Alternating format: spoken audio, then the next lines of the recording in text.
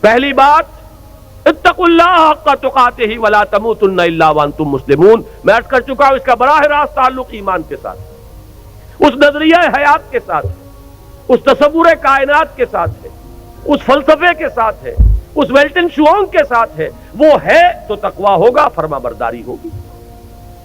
اب جو یہ جیسے میں مثال دیا کرتا ہوں کہ ایک فصیل ہے، اینٹوں سے بنی ہے، فصیل کی قوت کا دار و مدار، استحکام کا دار و مدار دو چیزوں پر ہے۔ ہر اینٹ پکی ہو، پختہ ہو، کچی اینٹ نہ کہیں لگ گئی ہو، جہاں کچی اینٹ لگے گی وہیں اندیشے کی جگہ بن گئی، پوٹینشیل ڈینجر کا مقام ہے، پوٹینشیل ویکنس ہے۔ پھر یہ کہ ان کو جوڑنے والا مسالہ وہ مضبوط ہو، سیمنٹ سبسٹنس، چونا ہے، گارا ہے، سیمنٹ ہے، مضبوط ہو، مارٹر مضبوط ہو۔ تو ایک تو ہے ایک ایک فصیل، ایک ایک بردہ مومن، اتقوا اللہ حق تقاتہ ولا تموتن الا وانتم مسلمون۔ اب ان کو جوڑنا ہے، جوڑے گی کیا چیز؟ جو فکر میں ہم آہنگی پیدا کرے، وہ چیز واعتصموا بحبل اللہ جميعا ولا تفرقوا، اللہ کی رسی کو مضبوطی کے ساتھ مل جل کر تھام لو، اس سے چمٹ جاؤ، تفرقے میں نہ پڑو۔ یہ قرآن ہے جو جوڑے گا۔ بہت ہی عمدہ الفاظ میں علامہ اقبال نے کہا ہے، ماں ہما خاکو دلے آگاہ اوست، از یک آئینی مسلمان زندہ است۔ دونوں اشعار سن لیجئے۔ مسلمان کی زندگی جو ہے ایک آئین کے بدولت ہے۔ پیکرے ملت ز قرآن زندہ است، ملت کا یہ جسد جو ہے اس میں حیات، روح جو ہے وہ قرآن سے۔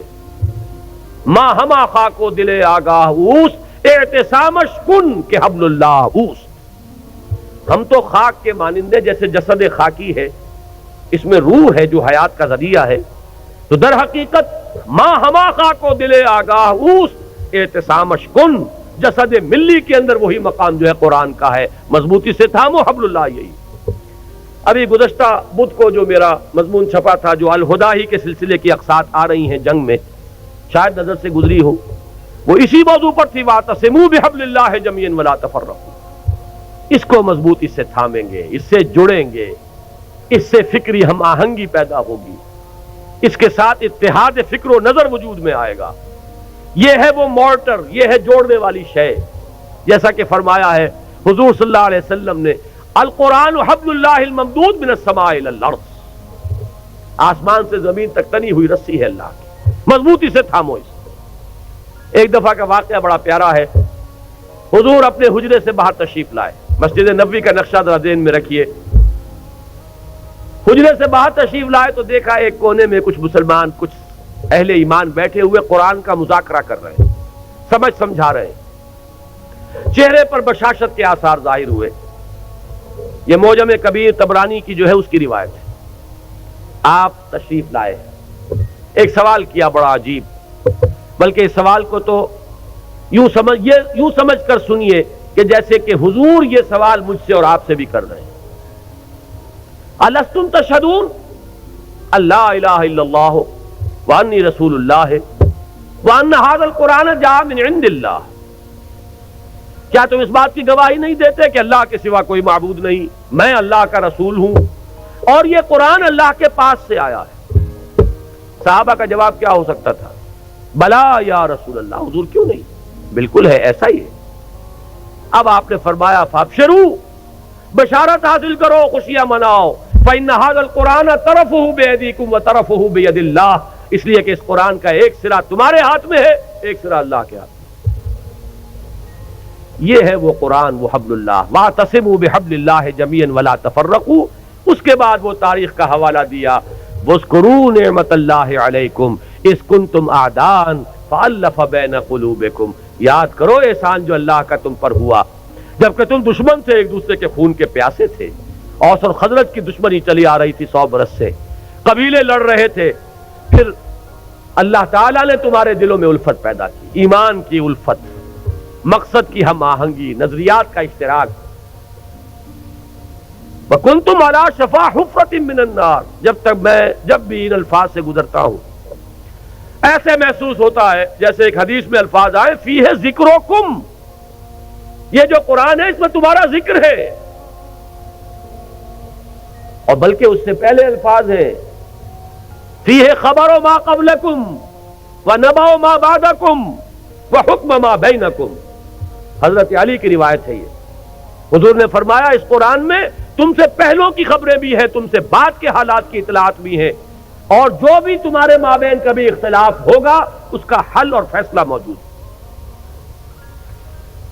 تو ہمارا ذکر کہاں ہے؟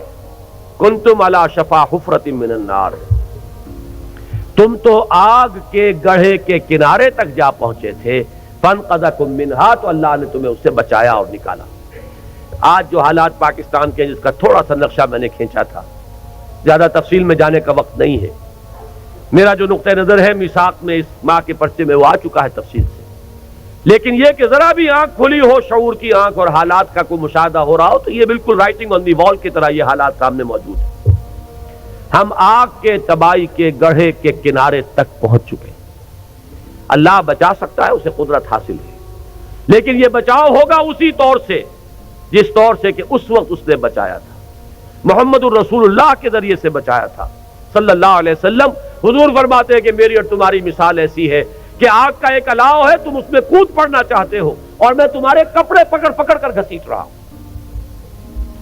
اس طریقے سے اسی نسخے کو اختیار کریں گے تو بات بنائے گی۔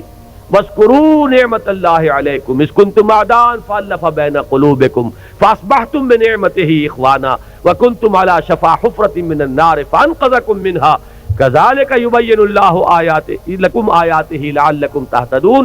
اس طرح اللہ تمہارے لیے اپنی آیات کی تبیین کر رہا ہے، وضاحت سے بیان کر رہا ہے تاکہ تم ہدایت اخذ کر سکو، راستہ تمہیں نظر آ جائے، اس پر چل سکو۔ آخری آیت میں ہے وہ مقصد کا اشتراک، وَلْتَكُن مِّنكُمْ أُمَّةٌ يَدْعُونَ إِلَى الْخَيْرِ وَيَأْمُرُونَ بِالْمَعْرُوفِ وَيَنْهَوْنَ عَنِ الْمُنكَرِ وَأُولَٰئِكَ هُمُ الْمُفْلِحُونَ۔ اور چاہیے کہ تم سے ایک ایسی جمعیت وجود میں آئے، ایک ایسی امت وجود میں آئے۔ ویسے تو پوری امت کا کام یہی ہونا چاہیے تھا، لیکن اگر امت سو گئی ہو تو ان میں سے جو بیدار ہو جائیں، جو جاگ جائیں، وہ مل جل کر ایک امت ودن امت، پارٹی ودن پارٹی، بڑی امت میں ایک چھوٹی امت کی شکل اختیار کریں، اور ان کے کام صرف 3 ہوں۔